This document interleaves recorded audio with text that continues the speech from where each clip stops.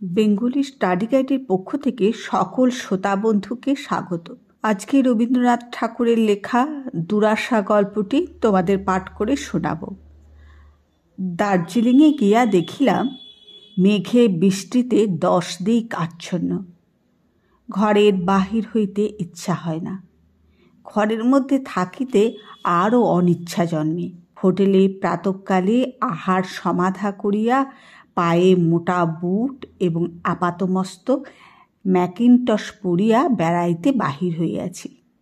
ক্ষণে ক্ষণে টিপ টিপ করিয়া বৃষ্টি পড়িতেছে এবং সর্বত্র ঘন মেঘের কুজ্ঝটিকায় মনে হইতেছে যেন বিধাতা হিমালয় পর্বতশুদ্ধ সমস্ত বিশ্বচিত্র রবার দেয়া ঘষিয়া ঘষিয়া মুছিয়া ফেলিবার উপক্রম করিয়াছেন। জনশূন্য ক্যালকাটা রোডের একাকী পদচারণ করিতে করিতে ভাবিতেছিলাম, অবলম্বনহীন মেঘরাজ্যে আর তো ভালো লাগে না। সপ্ত পর্শ্বরূপময়ী বিচিত্রা ধরণী মাতাকে পুনরায় 5 ইন্দ্রিয়ের দ্বারা 5 রকমে আঁকড়িয়া ধরিবার জন্য প্রাণ ব্যাকুল হইয়া উঠিয়াছে। এমন সময় অনতিদূরে রমণীকণ্ঠের সকরুণ রোদন গুঞ্জন ধ্বনি শুনিতে পাইলাম। রোগ শোক সংকুল সংসারে রোদন ধ্বনিটা কিছু বিচিত্র নহে।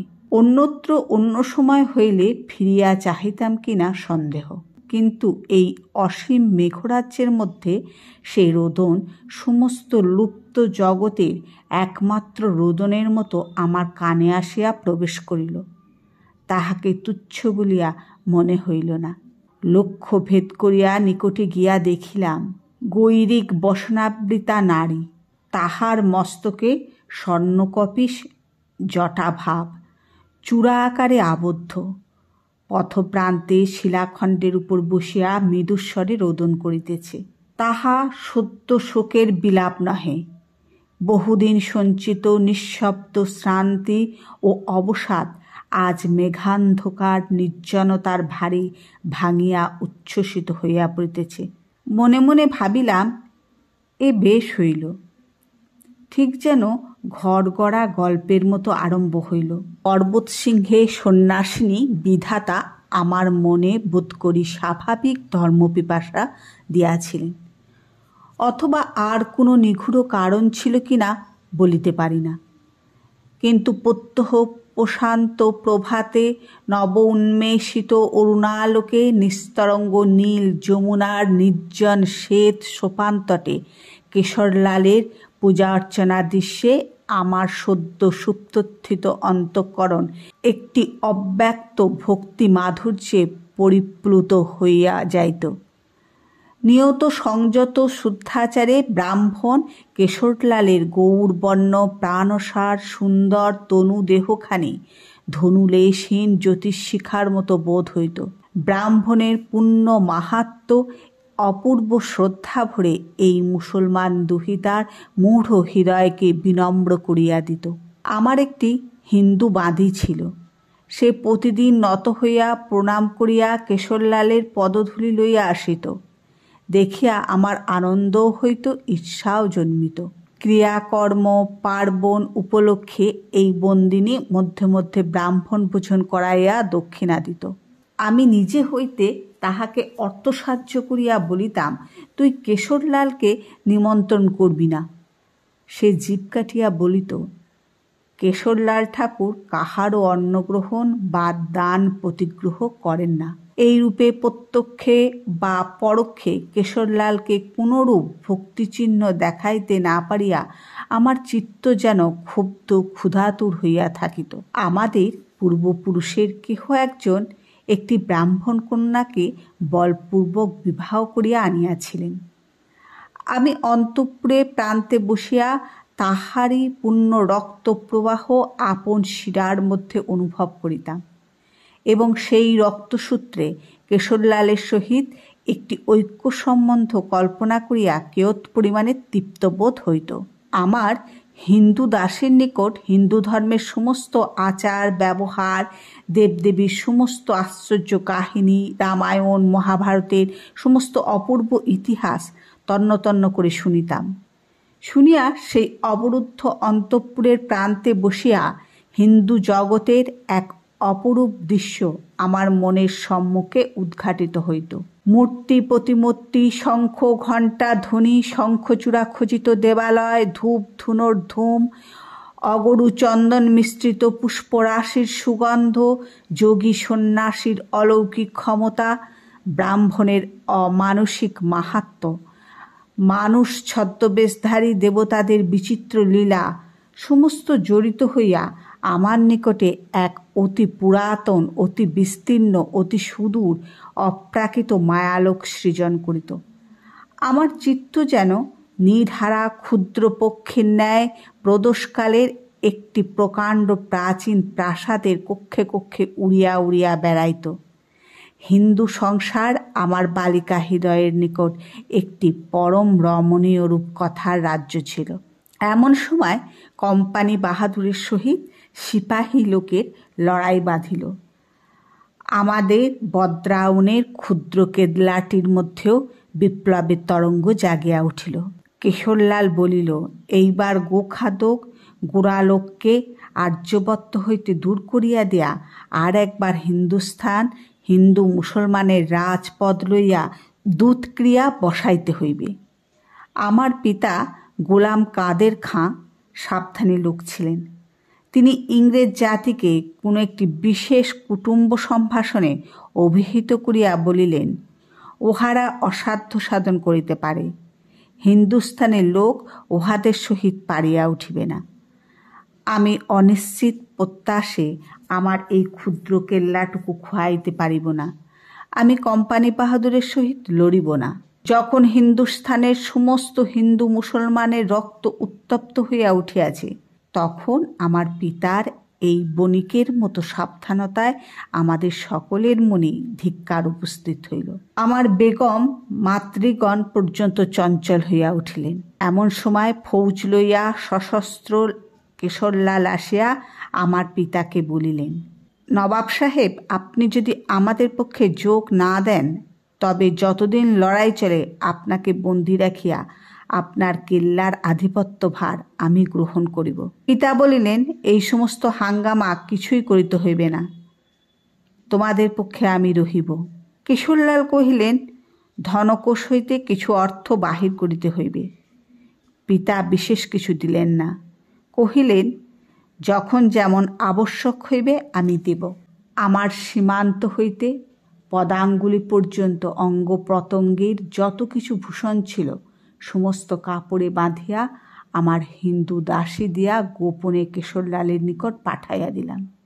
তিনি গ্রহণ করিলেন। আনন্দে আমার ভূষণবিহীন প্রত্যেক অঙ্গ প্রত্যঙ্গ পুলকে রোমাঞ্চিত হইয়া উঠিল। কেশরলাল মরিচা পড়া বন্দুকের চোং এবং পুরাতন তলোয়ারগুলি মাজিয়া ঘষিয়া সাফ করিতে প্রস্তুত হইলেন। এমন সময় হঠাৎ একদিন অপরাহ্নে জেলার কমিশনার সাহেব লাল কুর্তি গোড়া লইয়া আকাশে ধুলা উড়িয়া আমাদের কেল্লার মধ্যে আসিয়া প্রবেশ করিল। আমার পিতা গোলাম কাদের খাঁ গোপনে তাহাকে বিদ্রোহ সংবাদ দিয়াছিলেন। বদ্রাউনের ফৌজের উপর কেশরলালের এমন একটি অলৌকিক আধিপত্য ছিল যে তাঁর কথায় তাহারা ভাঙা বন্দুক ও ভোতা তরবারি হস্তে লড়াই করিয়া মরিতে প্রস্তুত হইল। বিশ্বাসঘাতক পিতার গৃহ আমার নিকট নরকের মতো বোধ হইল। ক্ষোভে দুঃখে লজ্জায় ঘৃণায় বুক ফাটিয়া যাইতে লাগিল, তবু চোখ দিয়া এক ফোঁটা জল বাহির হইল না। আমার ভীরু ভ্রাতার পরিচ্ছদ পরিয়া ছদ্মবেশে অন্তঃপুর হইতে বাহির হইয়া গেলাম। কাহারও দেখিবার অবকাশ ছিল না।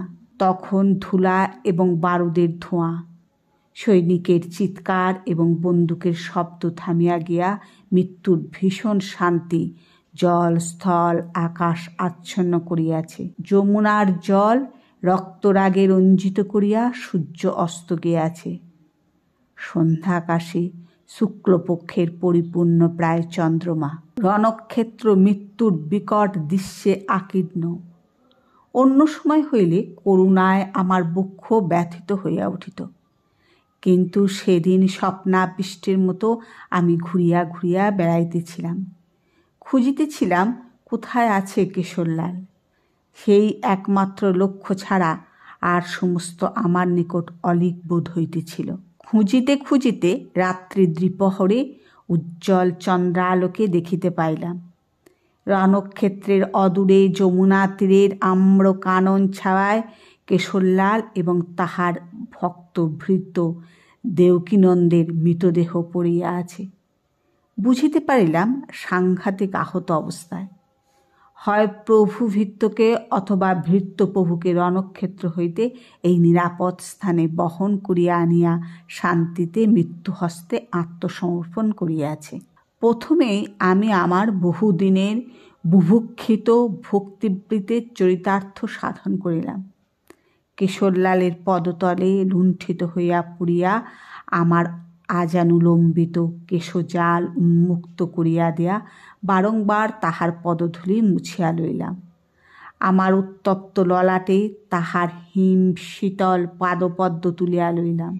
তাহার চরণ চুম্বন করিবা মাত্র বহু দিবসের নিরুদ্ধ অশ্রুরাশি উদ্বেল হইয়া উঠিল। এমন সময় কেশরলালের দেহ বিচলিত হইল এবং সহসা তাহার মুখ হইতে বেদনার অস্ফুট আর্তস্বর শুনিয়া আমি তাহার চরণতল ছাড়িয়া চমকিয়া উঠিলাম। শুনিলাম নিমীলিত নেত্রে শুষ্ক কণ্ঠে একবার বলিলেন, জল। আমি তৎক্ষণাৎ আমার গাত্রবস্ত্র যমুনার জলে ভিজাইয়া ছুটিয়া চলিয়া আসিলাম। বসন নিংড়াইয়া কেশরলালের আমিলিত ওষ্ঠাধরের মধ্যে জল দিতে লাগিলাম এবং বাম চক্ষু নষ্ট করিয়া তাহার কপালে যে নিদারুণ আঘাত লাগিয়াছিল সেই আহত স্থানে আমার সিক্ত বসন প্রান্ত ছিঁড়িয়া বাঁধিয়া দিলাম। এমনি বার কতক যমুনার জল আনিয়া তাহার মুখে চোখে সিঞ্চন করার পর অল্পে অল্পে চেতনার সঞ্চার হইল। আমি জিজ্ঞাসা করিলাম, আর জল দিব? কেশরলাল কহিলেন, কে তুমি? আমি আর থাকিতে পারিলাম না। বলিলাম, অধীনা আপনার ভক্ত সেবিকা। আমি নবাব গোলাম কাদের খাঁর কন্যা।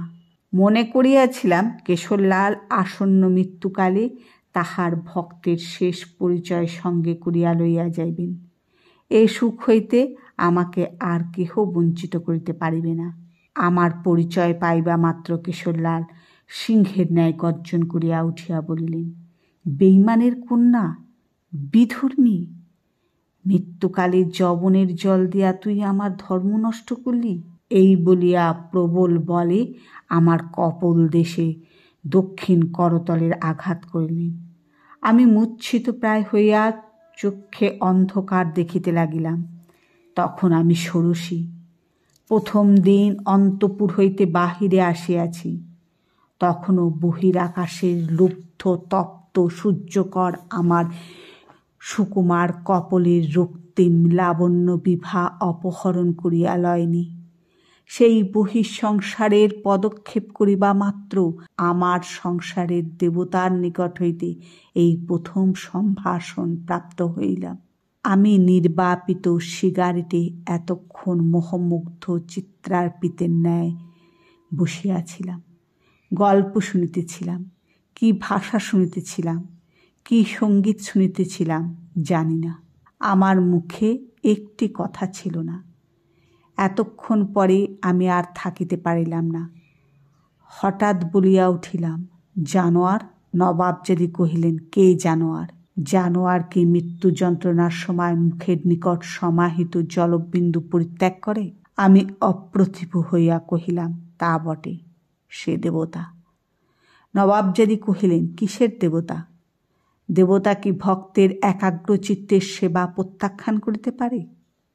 আমি বলিলাম, তাও বটে, বলিয়া চুপ করিয়া গেলাম। নবাব পুত্রী কহিতে লাগিলেন, প্রথমটা আমার বড় বিষম বাজিল। মনে হইল বিশ্বজগৎ হঠাৎ আমার মাথার ওপর চুরমার হইয়া ভাঙিয়া পড়িয়া গেল। মুহূর্তের মধ্যে সংজ্ঞা লাভ করিয়া সেই কঠোর কঠিন নিষ্ঠুর নির্বিকার পবিত্র বীর ব্রাহ্মণের পদতলে দূর হইতে প্রণাম করিলাম।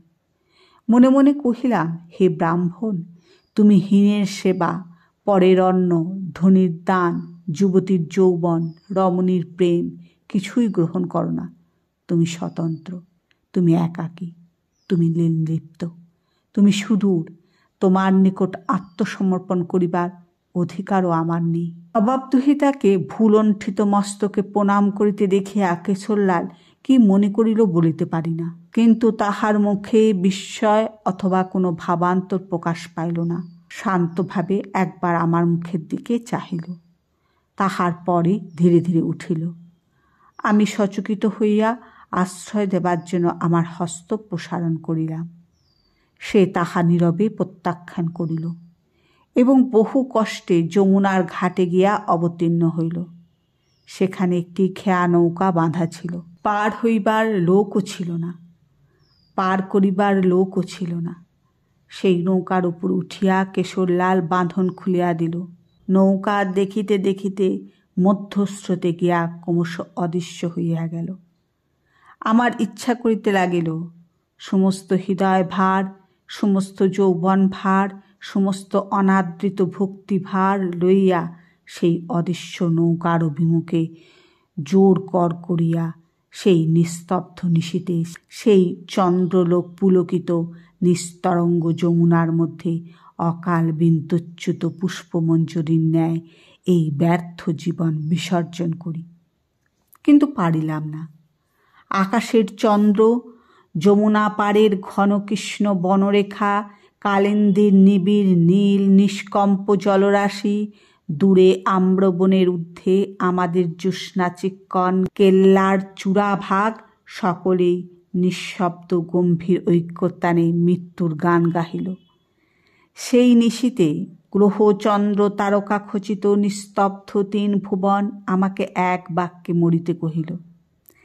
কেবল বীচিবঙ্গবিহীন প্রশান্ত যমুনা বক্ষবাহিত একখানি অদৃশ্য ক্ষীণ নৌকা সেই জ্যোৎস্না রজনীর সাম্য সুন্দর শান্ত শীতল অনন্ত ভুবন মোহন মৃত্যুর প্রসারিত আলিঙ্গন পাশ হইতে বিচ্ছিন্ন করিয়া আমাকে জীবন পথে টানিয়া লইয়া চলিল। আমি মোহ স্বপ্নাভিতার ন্যায় যমুনার তীরে তীরে কোথাও বা কাশবন, কোথাও বা মরুবালিকা, কোথাও বা বন্ধুর বিদীর্ণ তট, কোথাও বা ঘন গুল্ম দুর্গম বনখণ্ডের ভিতর দিয়া চলিতে লাগিলাম। এইখানেই বক্তা চুপ করিল। আমিও কোনো কথা কহিলাম না। অনেকক্ষণ পরে নবাবদুহিতা কহিল, ইহার পরে ঘটনাবলী বড় জটিল। সে কেমন করিয়া বিশ্লেষ করিয়া পরিষ্কার করিয়া বলিব জানি না। একটা গহন অরণ্যের মাঝখান দিয়া যাত্রা করিয়াছিলাম। ঠিক কোন পথ দিয়া কখন চলিয়াছিলাম সে কি আর খুঁজিয়া বাহির করিতে পারি? কোথায় আরম্ভ করিব, কোথায় শেষ করিব, কোনটা ত্যাগ করিব, কোনটা রাখিব, সমস্ত কাহিনীকে কি উপায়ে এমন স্পষ্ট প্রত্যক্ষ করিয়া তুলিব যাহাতে কিছুই অসাধ্য, অসম্ভব, অপ্রাকৃত বোধ হয় না। কিন্তু জীবনের এই কটা দিনে বুঝিয়াছি যে অসাধ্য অসম্ভব কিছুই নেই।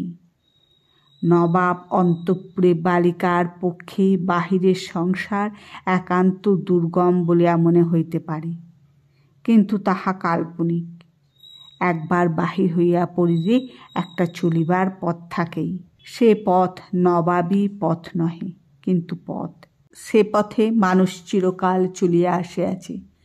তাহা বন্ধুর বিচিত্র সীমাহীন, তাহা শাখা প্রশাখায় বিভক্ত, তাহা সুখ দুঃখে বাধা বিঘ্নে জটিল, কিন্তু তাহা পথ।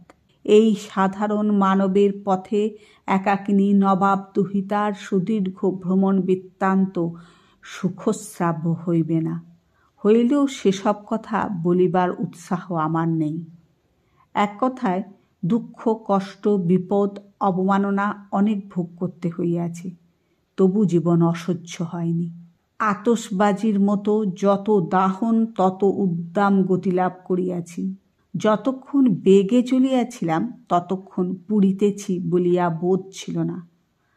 আজ হঠাৎ সেই পরম দুঃখের, সেই পরম সুখের আলোকশিখাটি নিবিয়া গিয়া এই পথপ্রান্তের ধূলির উপর জড় পদার্থের ন্যায় পুড়িয়া গিয়াছে। আজ আমার যাত্রা শেষ হইয়া গিয়াছে।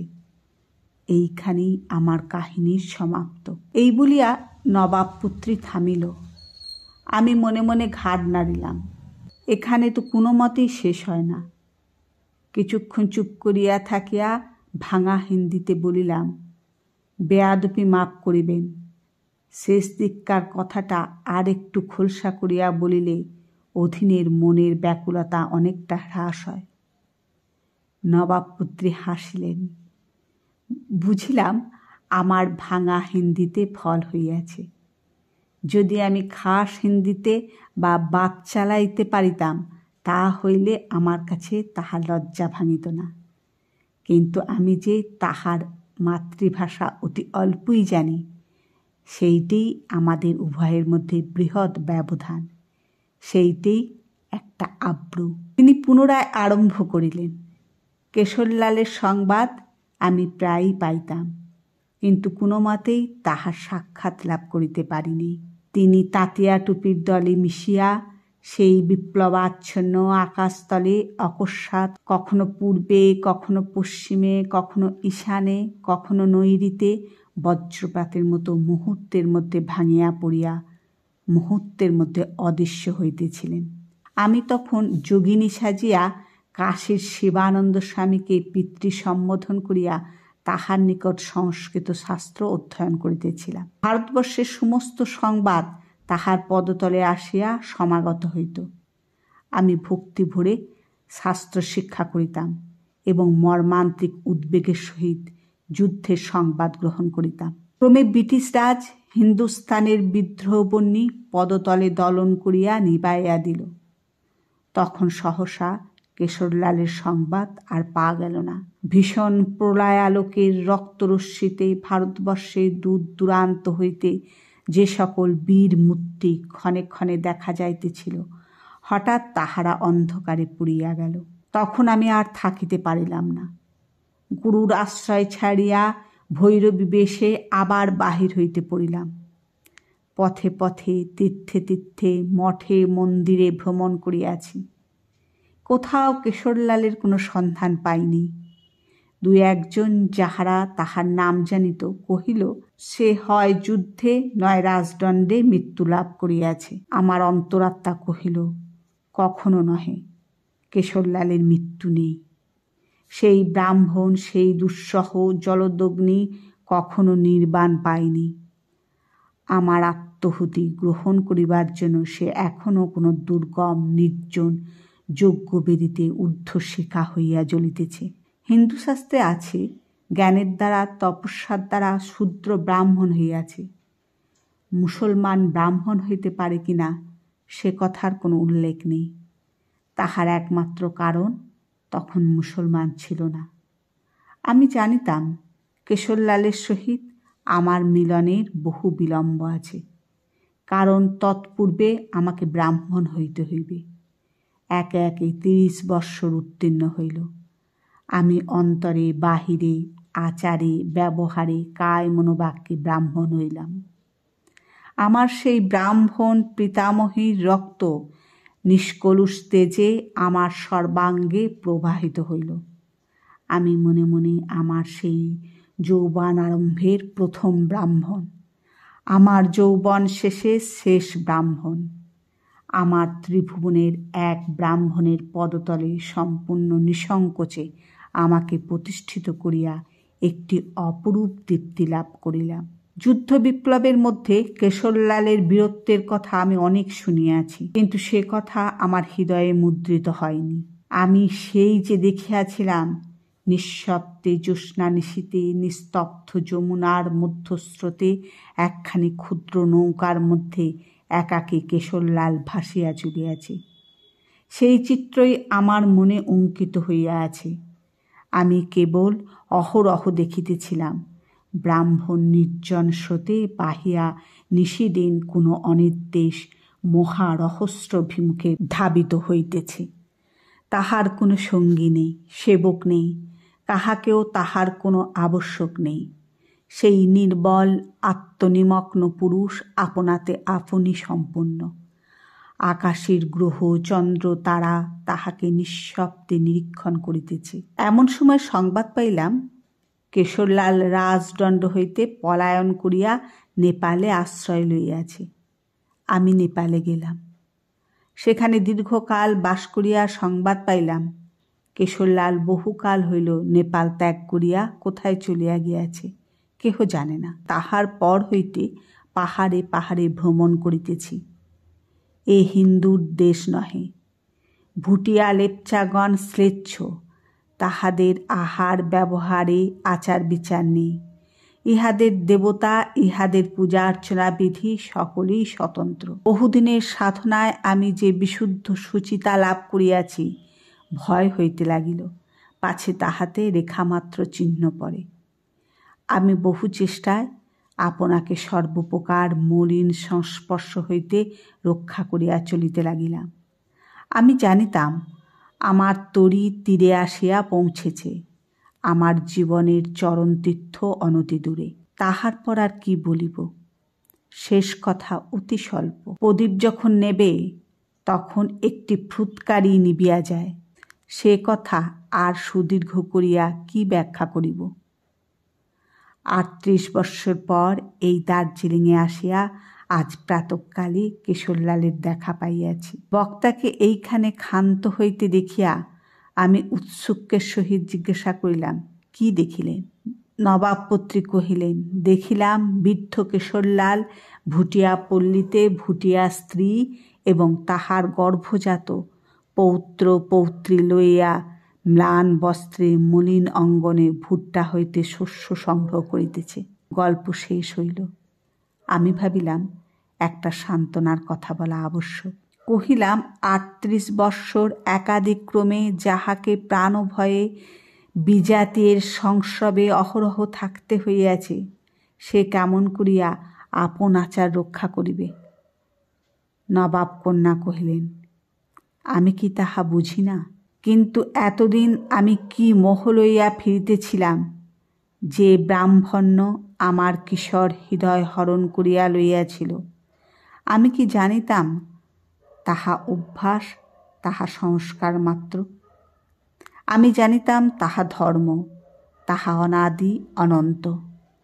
তাহাই যদি না হইবে তবে 16 বৎসর বয়সে প্রথম পিতৃগৃহ হইতে বাহির হইয়া সেই জ্যোৎস্নানিশীতে আমার বিকশিত পুষ্পিত ভক্তিবেগ কম্পিত দেহ মন ও প্রাণের প্রতিদানে ব্রাহ্মণের দক্ষিণ হস্ত হইতে যে দুঃসহ অপমান প্রাপ্ত হইয়াছিলাম, কেন তাহা গুরুহস্তের দীক্ষার ন্যায় নিঃশব্দে অবনত মস্তকে দ্বিগুণিত ভক্তিভরে শিরোধার্য করিয়া লইয়াছিলাম। হায় ব্রাহ্মণ, তুমি তো তোমার এক অভ্যাসের পরিবর্তে আর এক অভ্যাস লাভ করিয়াছ।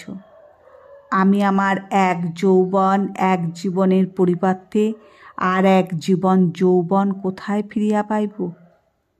এই বলিয়া রমণী উঠিয়া দাঁড়িয়া কহিল, নমস্কার বাবুজি। মুহূর্ত পরেই যেন সংশোধন করিয়া কহিল, ছিলাম বাবু সাহেব।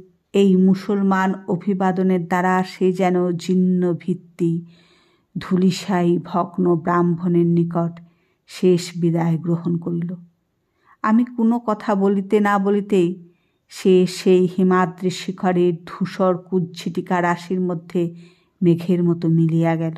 আমি ক্ষণকাল চক্ষু মুদ্রিত করিয়া সমস্ত ঘটনাবলী মানসপটে চিত্রিত দেখিতে লাগিলাম।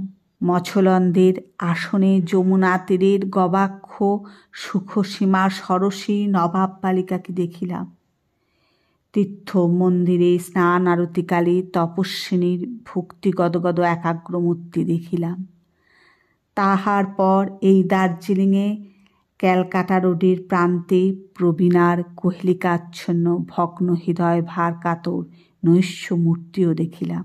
একটি সুকুমার রমণী দেহে ব্রাহ্মণ মুসলমানের রক্ত তরঙ্গের বিপরীত সংঘর্ষজনিত বিচিত্র ব্যাকুল সঙ্গীতধ্বনি সুন্দর সুসম্পন্ন উর্দু ভাষায় বিগলিত হইয়া আমার মস্তকের মধ্যে স্পন্দিত হইতে লাগিল।